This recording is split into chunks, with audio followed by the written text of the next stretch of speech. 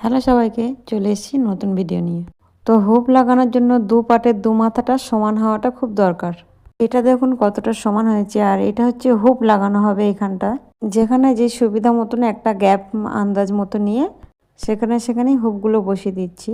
তার থেকেও মেন এই জায়গাটা মেন একটা পয়েন্ট, আর এখানটা একটা মেন পয়েন্ট, আর এটা একটা মেন পয়েন্ট। এই সব জায়গাগুলোতেই হুকগুলো বসাতে হবে। তো আর সুতোটা অবশ্যই করে 4 ভাঁজ নিতে হবে।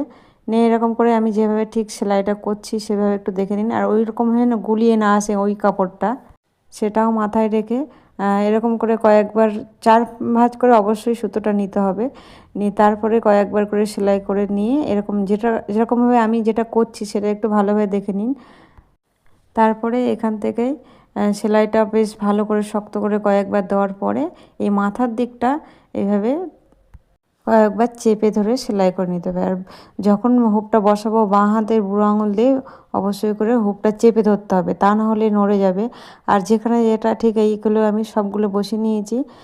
যেখানে হুক ঘরগুলো হবে সেগুলো দেখুন আমি পয়েন্ট করে নিয়েছি, ঠিক এরকমভাবে বসিয়ে পয়েন্টগুলো করে নিয়েছি। যেখানে যেখানে দাগগুলো দেখুন আমি দিয়ে নিয়েছি পেন্সিল দিয়ে। আর ঠিক এইগুলোতেই আমি হুক ঘরগুলো করে নিচ্ছি। হুক বসানো আরও অন্য প্রসেস আছে, আমি সেটা পরে দেখাবো। নতুনদের জন্য আমার মনে হয় এটাই ভালো। আর হুক ঘরটা আমি যেভাবে করি দেখুন, সুতোটা তো 4 ভাঁজ আছে, আর এখানটা একটু শক্ত করে এরকম করে একটু গ্যাপ দিয়ে করে, আর এখানের কাপড়টা যেন টান না পড়ে। তো সেটা একটু খেয়াল রাখে। আর অবশ্যই করে সোজা পাটের দিকে, এটা উল্টো পিঠ আর এটা হচ্ছে সোজা পিঠ। আর এটা হচ্ছে দেখুন একটু শক্ত করে টানটা দিলে হুকটা যখন লাগানো হবে তখন আর কি টেনে ভাগ হয়ে যাবে না। সেই জন্য এই জায়গাটা একটু শক্ত করে, আর নিচের সুতোটা যেন টানটা না পড়ে। আর এরকমভাবে আমি সুচের উল্টো দিকটা ঢুকিয়ে বের করে করে এরকম করে আমি ঘরটা রেডি করে নিচ্ছি।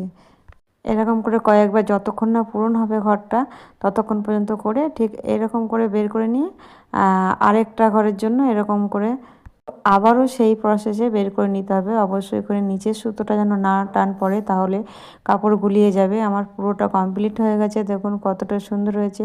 এই দেখুন উপরে ঘরগুলো বসিয়েছি, আর একটা বাড়তি ঘর এইদিকে 1/2 ইঞ্চি গ্যাপে করতেই হবে। তো আমার দেখুন রেডি হয়ে গেছে। তো আজ এই পর্যন্ত, অন্যদিন চলে আসবো অন্য কোনো ভিডিও নিয়ে। টাটা।